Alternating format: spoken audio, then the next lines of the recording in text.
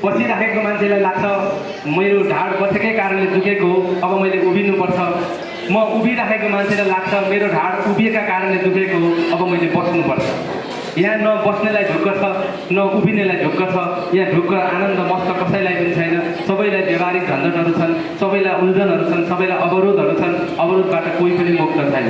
त्यसैले त्यो अवरोधहरूबाट मुक्त भएर सिर्जनाको संसारमा प्रवेश गर्न मलाई प्रेरणा प्रदान गर्ने अनन्य मित्र साथीहरू हुनुहुन्छ। यहाँ क्याम्पसमा गफ गर्दै गर्दा एकजना साथीले भनेको एउटा डायलग पनि उपन्यासको विषयभित्र छिरेको छ। निवेदन लगेर चढाउँदै गर्दा कार्यालयको प्रमुखले दिएको जवाफको एउटा विषय पनि उपन्यासको एउटा डायलग बनेको छ।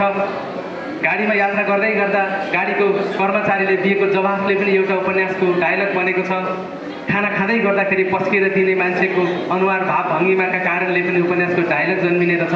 बाटामा हिँड्दै गर्दाखेरि लागेको ठेसले ढुङ्गाले दिएको असरभन्दा मेरै खुट्टो ठोकिनु गलत भन्ने कुराले पनि उपन्यासको र कथाको टाइटल शीर्षकहरू बन्निरहेछ। लेखिनुपर्ने र लेख्न बाँकी कति कथाहरू छ्यापछ्याप्ती छन्। सजिलो कहीँ कसैलाई छैन। एउटा पात्र एउटा क्यारेक्टर पाँच थरको मात्रै होइन, ताप्लेजुङको होइन, सङ्घसभाको ओखलढुङ्गाको पूर्वी पहाडको कुनै कुना कन्दराबाट हराएर भाग्दै भाग्दै दौडिँदै दौडी संसारको कुना कन्दरा दक्षिण एसिया भारतीय उपमहाद्वीप घुम्दै घुम्दै ठोकिएर आउनुपर्ने स्थिति तपाईँ हाम्रा पिता पुर्खाहरूको बाध्यता र व्यवस्था पनि हो। विशाल फैलिएको आसामको फाँटमा बोडोहरूको आक्रमणले हाम्रा बुबा हजुरबाहरू कति उहीँ बिलाउनु भयो, उहाँ फर्केर आउनु पाउनु भएन। काठे समुद्री जहाजमा यात्रा गर्दा गर्दै नाविक हराएपछि न जहाज डुब्छ, न जहाज उत्रिन्छ, न जहाज गन्तव्यमा पुग्छ। त्यहाँ कति हाम्रा नेपाली आमा बुबा दाजुभाइ दिदीबहिनीहरू हराइरहनु भएको छ। भारतीय विशाल रेलवे फाँटहरूमा रेलमा चढ्दा चढ्दै बिउजिँदा आफू नबिउजी मृत भइसकेको र आफ्नो सामान समेत हराएका कति हाम्रा नेपाली आमा बुबाका कथाहरू जिउका तिउँ छन्। यहाँ लेख्न कति बाँकी छ, कति बाँकी छ, कति प्रस्तुत गर्न कति बाँकी छ। त्यस्तै त्यस्तै कुरालाई समेटेर विशेष गरी यहाँ मैले केही नामहरू केही संयोगहरू मलाई बडो अनौठो लागेर आउँछ। यहाँ हाम्रो सरोज थापा सर अघि यहाँ अगाडि मञ्चमा हुनुहुन्छ, सन्दीप सरका छेउमा बसेर उहाँले मलाई एकपटक भनेको कुराले पनि मैले आज यो कार्यक्रम आयोजना गरेर यो अवसरसम्म सिर्जना गर्ने मौका पाएको छु। तपाईँ के फेसबुकमा ट्यार र टुर छोटा छोटा कुरा गर्नुहुन्छ, लम्बा चौडा कुरा देखाइदिनुहोस् न एकचोटि। उहाँले भन्नुभएको थियो मलाई अफिसमै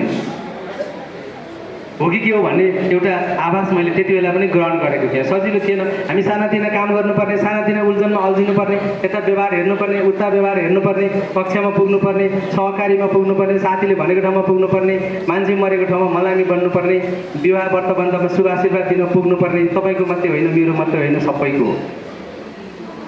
यहाँ एकजना मान्छेले मात्रै गर्नुपर्ने होइन, सबैको साझा हो। यसमा कसैले मैले त्यो काम गरेको छु भनेर गर्व गर्नै पर्दैन। तर त्यस बिचबाट पनि अलिकति समय बचाएर हामीले जब केही गऱ्यौँ भने यो अवसर प्राप्त हुन्छ। विशेष गरी यस क्षेत्रमा, यस भूगोलमा, खास गरी यो काठमाडौँ उपत्यका र यसको आसपासमा हामी पूर्वतिरबाट र पश्चिमतिरबाट विभिन्न कुराको खोजीमा, अवसरको खोजीमा, मौकाको खोजीमा, स्वास्थ्यको खोजीमा, उपचारको खोजीमा, आयको खोजीमा, व्ययको पर्खाइमा जुन ढङ्गले आएर बसेका छौँ, हामीलाई एउटा संयोगहरूको आवश्यकता पनि थियो र छ पनि। यसको कुराको चाँजो पाँजो मिलाउँदै गर्दा आज यहाँ जुन ढङ्गले यो उपन्यासको सार्वजनिकीकरण कार्यक्रममा यहाँहरू उपस्थित हुनुभएको छ, यसले म यहाँहरू सबैजनालाई विशेष गरी हाम्रो व्यक्तिगत तर्फबाट धन्यवाद दिनुपर्ने विभिन्न सङ्घ संस्थाहरू छन्, त्यसको तर्फबाट विभिन्न स्कुलका प्रिन्सिपलज्यूहरू हुनुहुन्छ, विश्वविद्यालयको सिङ्गे प्राध्यापक डाक्टर सर, चाहे उहाँको गाउँमा मेरो ससुराली भएर होस्, चाहे उहाँ साथी भएर होस्, सञ्जीवनी कलेजमा करिब सञ्जीवनी उच्च माविमा करिब 2061 सालतिर अङ्ग्रेजीको प्रोफेसर भएर उहाँले एउटा सानो कक्षा लिँदै गर्दा मैले छोड्दै गर्दा नारायण गोपालको उहाँले गाउनुभएको एउटा गीत सुन्ने बित्तिकै पनि मैले सम्झेको थिएँ उहाँ चान्चुने मान्छे होइन। उहाँका अनेक स्पिचहरूले मलाई यो प्रेरणा यहाँसम्म ल्याउन अवसर प्रदान गरेको छ। उहाँ हेमराज काफ्ले सर यत्तिकै हेमराज होइन, उहाँले उहाँको प्रेरणा अवश्य पनि यहाँ मिश्रित छ। आज सर एउटा सानो फेसबुकमा म्यासेन्जरमा एउटा सानो नोटिस, एआईले बनाएको एउटा नोटिस, सर हार्दिक निमन्त्रण आइदिनुहोस् है भन्ने बित्तिकै यस ढङ्गले यहाँ आइदिनु भएको छ। म उहाँप्रति हार्दिक धन्यवाद र आभार व्यक्त गर्न चाहन्छु। रामप्रसाद सरले प्रगति प्रभात स्कुलमा एक दिन आएर यो मान्छेले पूर्वबाट आएर पढाउँछु त भन्ने कक्षामा छिरेछ, यो बोलेको चाहिँ एकदमै छिटो छ, मान्छेले बुझ्छन् बुझ्दैनन् मलाई थाहा छैन भन्नुभएको सरले सम्झिनु भएको छ कि बिर्सिनु भएको छ, मैले सम्झेको छु। यो मान्छे पटट हाँडीमा लड्ने पड्के जस्तो पड्किरहेको देख्छु, पढाएर खाला जस्तो चाहिँ मलाई लाग्दैन भनेको मैले बिर्सेको छैन।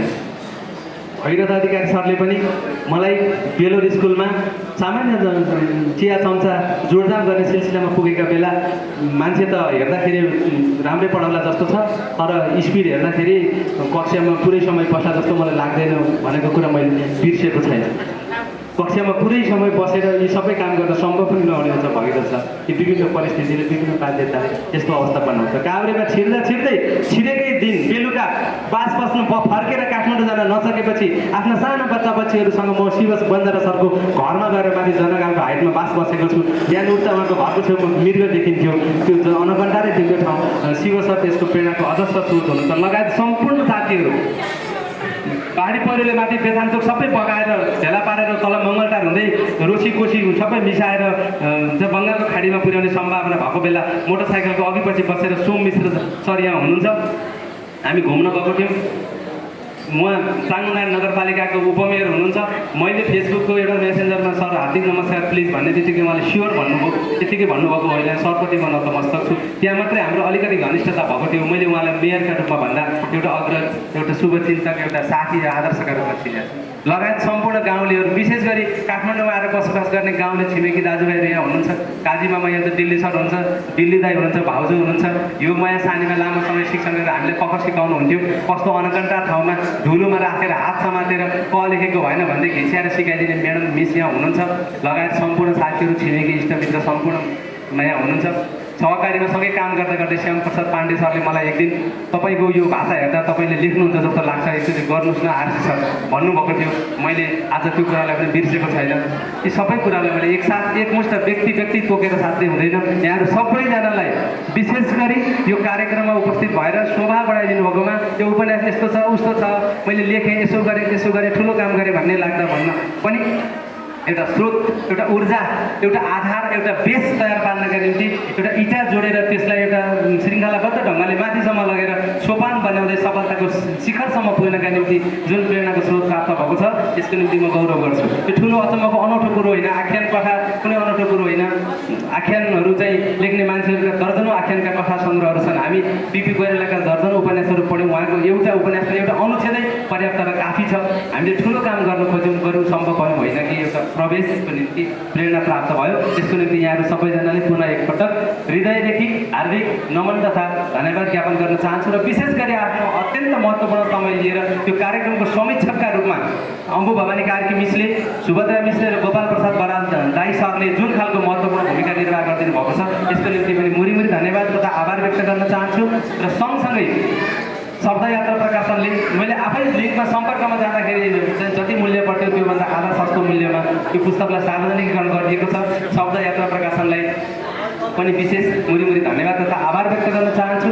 र अन्तमा यहाँहरू सबैजनाले यो चाहिँ श्रावण महिनाबाट सुरु हुने चतुर्मास व्रतमा हामी लगभग चाहिँ सात्विक भोजन ग्रहण गर्छौँ। सात्विक भोजन ग्रहण गर्दाको अनुभव र अलिक कडा प्रकृतिको भोजन ग्रहण गर्दाको अनुभव तपाईँ हामी सबै आफै हौँ। यसले गर्दा यसलाई केही गर्न परेन। यो चतुर्मासा समयसम्म चाहिँ मांसाहारी नबनिकन शाकाहारी बन्ने एउटा चाहिँ चतुर्मासा व्रतले चाहिँ यो मांसाहारी नबनी शाकाहारी मात्रै बनेर पनि जिन्दगी चल्छ भन्ने आधार सिर्जना गर्न सकोस् र त्यो आधार चाहिँ आजबाट सुरु होस् भनेर हामीले सामान्य खालको एउटा सुगर, प्रेसर, अल्प प्रेसर, ओभर प्रेसर सबैले काम गर्ने खालको खाजा व्यवस्था गरेका छौँ। यो खाजा व्यवस्थापनमा शब्दयात्रा प्रकाशनको महत्त्वपूर्ण भूमिका छ। अनिवार्य ग्रहण गरेर मात्रै यहाँबाट गइदिनु हुन अनुरोध गर्दछु।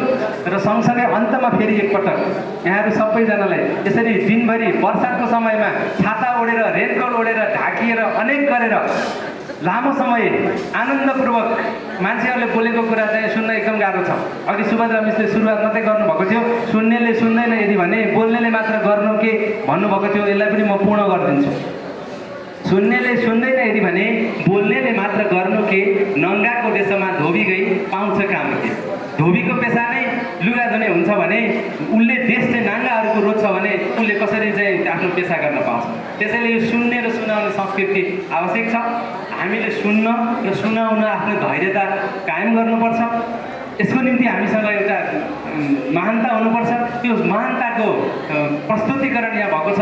एकदम दिग्गज विद्वान आफ्नो ठाउँमा एकदमै योगदान पुगेका महत्त्वपूर्ण व्यक्तिहरू उपस्थित हुनुभएको छ। हाम्रो रमेश सरले सुरुदेखि नै यसको भिडियो क्यामेरा फोटो गरेर समाचार सङ्कलन गरिदिनु भएको छ। रमेश मकवाने सरलाई विशेष धन्यवाद आभार व्यक्त गर्न चाहन्छु। त्यस्तै गरी चेष्टा साप्ताहिक लगायतका विभिन्न मदानी बिट लगायतका अनलाइन पत्रिकाहरूको यहाँ बाक्लो उपस्थिति छ। म उहाँहरूलाई पनि हार्दिक धन्यवाद आभार व्यक्त गर्न चाहन्छु र कसैलाई कुनै कारण